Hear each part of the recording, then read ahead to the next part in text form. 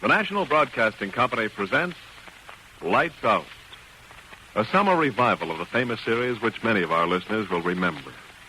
Tonight's story, the eighth and the last in this series, is called The Signalman. Lights out, everybody.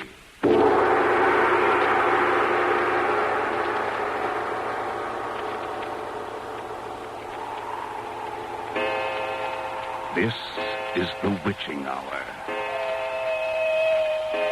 The hour when dogs howl and evil is let loose on a sleeping world. Sit in the dark now and listen to Lights Out.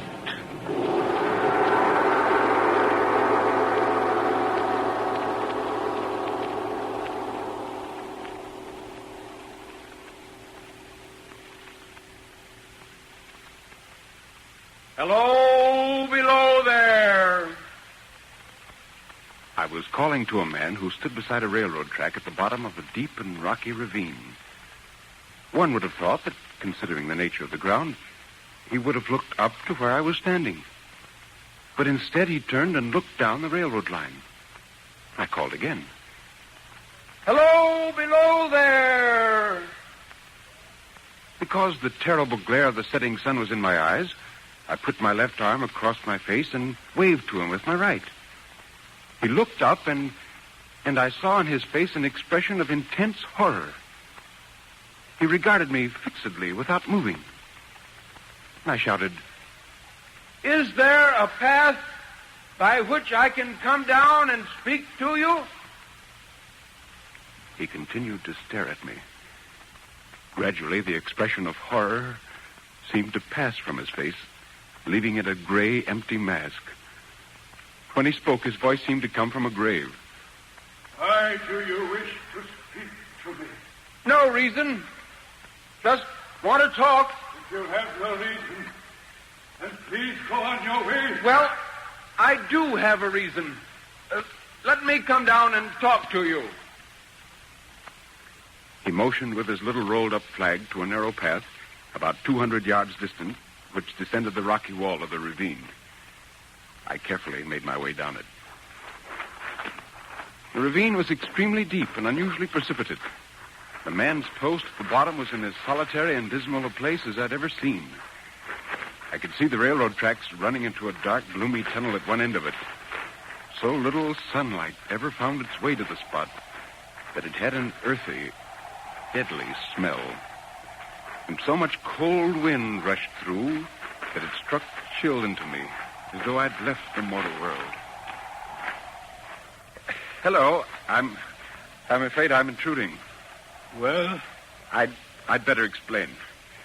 You see, I'm a reporter for the London Times. You know the Times. Yes, I know the Times. Well, I'm a new man. I was assigned to do a series of stories on people who work at little-known occupations in the city. And strolling along, seeing you down here, I thought, here is a story. And that's the reason that brought you down here? Yes, perhaps I'd better ask you a few questions, hadn't I? For instance, how far down are we? I've never seen anything quite like this before. 52 feet. Is that considered deep for railroad cutting? Deepest in the country. 52 feet, And how long is the tunnel? 3/4 of a mile. I see. And that red signal light in front of the tunnel, is that part of your job? I mean, do you have to see that it stays lighted all the time? Don't you know that it is? Don't I know it is? Oh, look, you've been staring at me ever since I called to you. Staring as though I were something to be afraid of. I'm just a newspaper reporter, that's all. I thought I'd seen you before. Seen me? But where? There. By that signal light. But I've never been here before. The part of London I've never visited. No, you may be sure of that. Perhaps I may. Yes, I'm sure I may. I beg your pardon for being so unfriendly. It's just that Well, I made a mistake. That's all right. I shouldn't have come down, I suppose.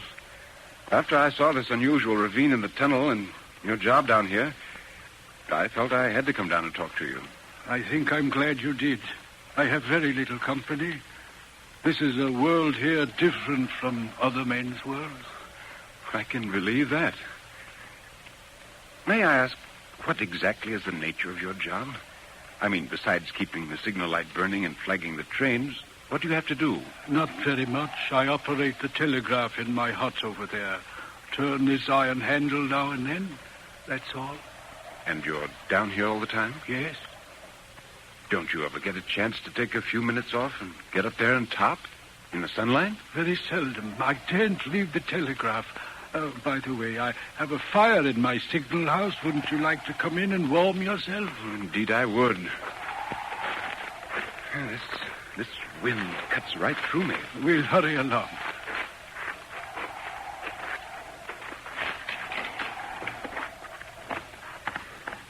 There. This will be better. Yes. I'll just put a little more wood on the fire, poke it down. How do you stand that wind? I'm about frozen. I've been here 8 or 9 years, maybe 10. I'm used to the wind. It never changes. Here, take this chair close to the fire. Oh, thank you. Tell me, don't you ever feel cut off from the world? Almost as though you were marooned and isolated down here? Yes, I do. This is a world in itself. Down here, as wide as the tunnel is, and as high. Those are the boundaries of my world. For 1 hour, sometimes less, the sunlight falls into it, and at night I see the bright stars, as other men do. But that is all our two worlds hold in common. But why did you ever take such a job? Because I...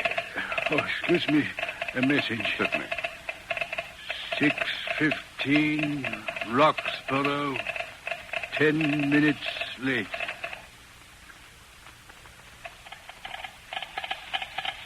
Received message, all's well. Do you know, after talking to you, I feel as though I've at last met with a completely contented man. I believe I used to be so at one time. But now, I'm worried. Worried. About what? I don't know. It's difficult to explain. Perhaps I can help you. I've been thinking of that. I've been wondering. Tell me. I've got to tell someone. And yet, give me some time to think it over. Say until tomorrow night, perhaps then. You mean you'd like me to come back? Yes, if it wouldn't be too much trouble. I'll be here, about the same time. But why not now? Why can't you tell me now? I want to think it over in my mind first. I want to be sure. Meanwhile, let me light your way to the path. Oh, yes, of course. Don't forget your pad and pencil. Thank you. Oh. Dark, isn't it? Yes, be careful. Everything gets damp and slippery down here at this time of the night. Oh. I didn't think 52 feet would make such a difference in atmosphere. There's the path, and let me ask one favor of you. Yes? When you reach the top, don't call out. Very well. And tomorrow when you come, don't call out. Tell me, what made you cry out hello below there tonight? I don't know. Did I cry something to that effect? Not to that effect. Those were the very words. I know them well. I suppose I said them because I saw you below. With your left hand across your face and your right arm raised. The sunset was in my eyes. That was the only reason? What other reason could I possibly have? You had no feeling that the words and gesture were conveyed to you in any supernatural way? No, of course not. I see. Well, good night, then. I'll see you tomorrow night. Yes. Yes, tomorrow night.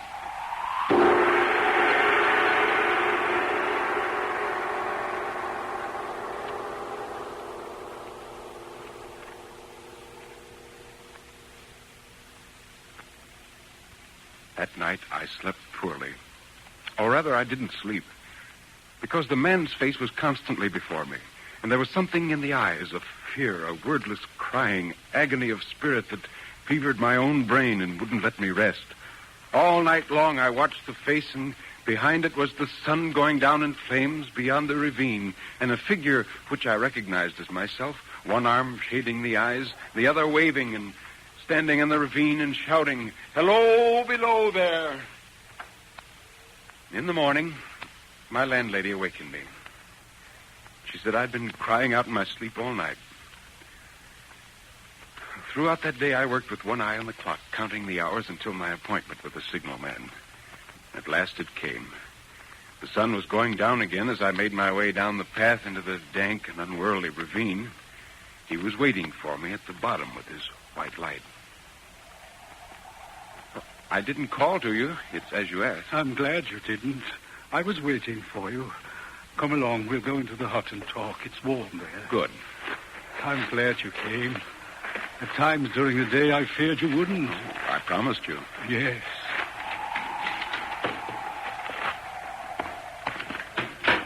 I've made up my mind to tell you the story. The whole thing. Sit down. Thank you. But before I do, tell me, do you believe that I am in my right mind? Yes. Yes, I believe that. All right. Do you remember yesterday evening the fact that I took you for someone else? Yes. That's what's troubling me. The mistake, you mean? No. There's someone else I took you for. Who is he? I don't know. Well, does he look like me? I don't know. I've never seen his face. You see, the left arm is across the face, always. And the right arm is waved violently this way. It's as though he were trying to signal me. For God's sake, clear the way. Well, where do you see him? I may as well start at the beginning. One moonlight night about a year ago, I was sitting here when I heard a voice cry out, "Hello, below there!" It was just as you called last evening. I jumped up and looked out of the door and saw this someone else standing by the red light near the tunnel, waving, just as you did last night. One arm across the face, the other waving toward you? Yes, the voice seemed hoarse with shouting, and it cried, "Look out! Look out!" And then again, "Hello, below there! Look out!" I caught up my lamp, turned it on, and ran toward this figure. "What's wrong?" I said. "What's happened?" It didn't speak. It stood just outside the blackness of the tunnel. I advanced so close upon it that I wondered at its keeping the arms across the eyes. I ran right up to it and had my hand outstretched to pull the arm away when it was gone. Gone? Where? I don't know. I ran on into the tunnel, 500 yards maybe. I stopped and held my lamp over my head. And all I saw were the wet stains trickling down the walls. I ran out faster than I'd run in, searched the area with my light, and then came back here and called Burnham and said the alarm had been given. Anything wrong? They answered, "All's well. Disregard alarm message." Well, don't you suppose you could have imagined seeing him? Yes, but you forget. I also heard him. Yes, but listen to the wind whistling through the tunnel. It sounds almost human at times. It's possible to Let imagine... me finish. You haven't heard the rest. Within 6 hours after the appearance, 6 hours, mind you, the 2:40 train came through the tunnel, slowed down and stopped. The engineer signaled me and I hurried up to the cab. "What's the matter?" Don't know. What did the conductor signal for a stop? Everything all right here? Yes, just got the all clear signal. Here comes the conductor now. Hello? What's wrong back there? What did you pull the cord for? An accident. Where's the signalman around here? That's me. You have a shack nearby. Right over there. What happened, man? A woman was killed. Killed how? She was passing between the coaches. I suppose she slipped, was caught between the couplings. But how? Nobody seems to know, sir. She was crushed horribly. On account of the other passengers, we've got to get the body off. Have them take her to my shack. From the shock when one morning, just as day was breaking, I looked toward the red signal light and saw him again. Did he cry out this time? No, he was silent. Did he wave his arm? Yes, the right one. The left, as usual, was across his eyes. He seemed to be pointing down into the tunnel. He leaned against the shaft of the light like a statue over a grave. Did anything happen? Any accident, anything? Not immediately. He was there. I saw him. Then he was gone. I waited for the hours to pass, and when 6 hours went by and nothing had happened, I began to feel relieved. By nightfall, I had almost forgotten it and was able to read quite calmly as the hours passed. I was sitting here reading, the door open, when I heard a train. It was the midnight express from Brighton. I recognized the whistle. I got out my flag, stepped to the door. I could hear them for miles beyond the tunnel entrance. I listened to the wheels, filling the night with their driving, pounding, rhythmic beat. And I thought of the people on the train, the tired, worn-out picnickers and weekenders returning from Brighton. It made me feel responsible for them, as though I were their guardian and keeper. I listened to the rhythmic beat of the wheels. The train was nearing the tunnel mouth. I listened to the regular, powerful beat of them, and then suddenly I realized that they weren't regular. There was no rhythm, only the terrible, raging cry of a machine that has suddenly broken through its own power and is heading for destruction.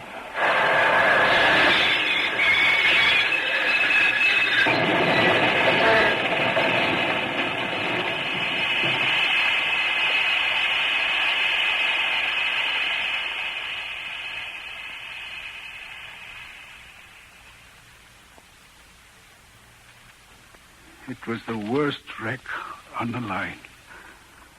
They brought the dead and dying in here. They laid them at the place where he stood waving to me that very morning. And this was the second accident after you'd seen him? Yes. And the thing that is worrying me now, it came back again a week ago. Oh. Ever since, he's been there now and again by fits and starts. Standing by the light? Yes. What does he seem to do? The left arm is over the face. The right arm is waving. He seems to be trying to say, for God's sake, clear the way. Can't believe it. I have no peace or rest from it. It calls to me for many minutes together in a frightful manner. Below there, look out, look out. It stands waving to me. Well, have you seen it tonight? No, not yet. Well, will you come to the door with me and look for it now? Yes. Yes, I will.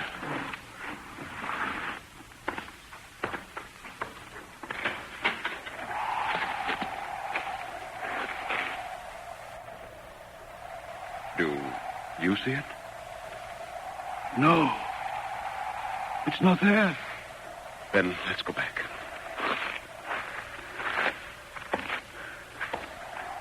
It wasn't there now, but it may be there a moment from now.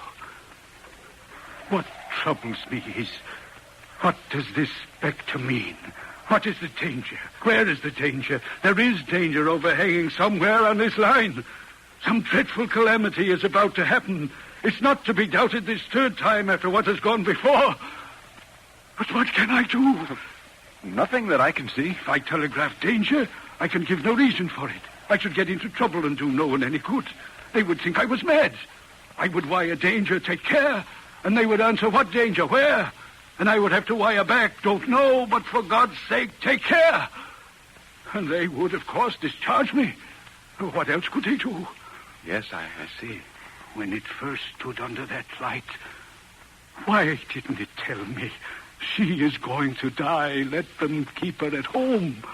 When it came the second time, why didn't it tell me how the accident could have been averted? It came on those occasions only to show me that its warnings were true. Why doesn't it warn me plainly now? Why doesn't it tell me what is going to happen so that I can change it? Listen, there's nothing you can do. Or rather, you're doing the only thing that any sane, normal person would do, and that's nothing. The important thing is to keep your balance now. Don't get worked up to the point that if you need to act later, you won't be able to. Yeah. You're right. Of course you're right. You're doing your job as well as it's humanly possible to do. You're not responsible for the future. You're responsible only for the present. What happens at this switch now? You've got to look at it that way. I know. Only I can't forget that something is going to happen. I don't doubt that. But if you keep your eyes open at all times, you may be able to prevent it. I pray to God I may. It's easy to say, but try not to think about it too much. I try. But it's the responsibility that crushes me. Because of this specter, because of this knowledge of things that will happen along this line, I am responsible for every child, every mother, every person that rides upon it. I know that something is going to happen. I ought to warn them, but I don't know how to warn them. And when they die, if they die, their deaths are on my shoulders. Look, would you like me to spend the rest of the night with you? Perhaps it would help keep your mind off things. No, thank you. I'll be all right. You don't know what a blessing it's been just to be able to tell you the whole story. Would you like me to come back tomorrow night? Would you mind? No. And when you write your story about me, about this job... Yes? If you could tell the whole story, everything I've told you, it would help lift this awful responsibility from my shoulders. People would know then. They might think me mad, but they would know. And the weight would be from my spirit. Yes, I'll write that story tomorrow. Everything. You needn't be afraid that I'll skip anything. I'll bring it along with me and show it to you before I turn it in. It would mean so much. Yes. Now, I think it's best that I go. Good night, then. And you will come back tomorrow? Oh, yes. Can you find the path? Easily. I'm beginning to know it by heart now. Good night.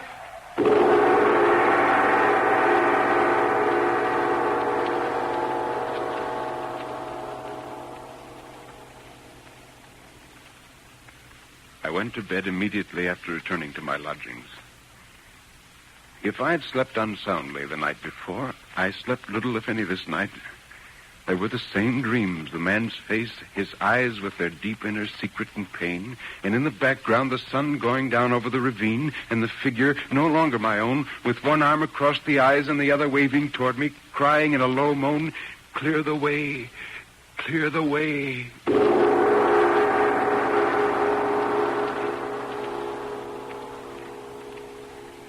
In the morning, when I came to work, I felt tired, almost feverish. I could hardly wait until sundown when I would again visit the signalman. I wanted to show him the story as I'd written it. At last, the hands of the clock pointed to 6:30, and I left the office on my way to the ravine. About half an hour later, I arrived at the top of the cutting. I glanced down, and there, close at the mouth of the tunnel, I saw a man, his left arm across his eyes, passionately waving his right arm. But the nameless horror that oppressed me passed in a moment, for I saw that this man was a man indeed, and that there was a little group of other men standing at a short distance, to whom he seemed to be rehearsing the gesture he made. With an irresistible sense that something was wrong, with a self-reproachful fear that fatal mischief had come of my leaving the man there alone in his state of mind the night before, I descended the rocky path with all the speed I could make and ran up to the crowd. What's the matter here? Signalman killed. When? Just a little while ago. Not the man belonging to this post? Aye. Not the man I know? You will recognize him, sir, if you are a friend to him. The body is over here.